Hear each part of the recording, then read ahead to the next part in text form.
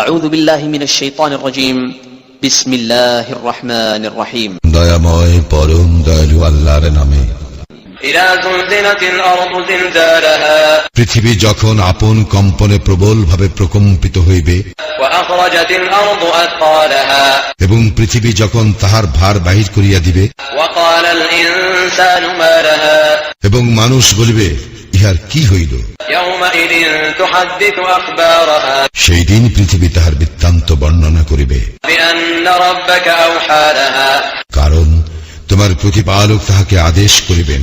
يومئذ يصدر الناس أشتاتا ليروا أعمالهم সেই দিন মানুষ ভিন্ন ভিন্ন দলে বাহির হইবে, যাতে উহাদেরকে উহাদের কৃতকর্ম দেখানো যায়।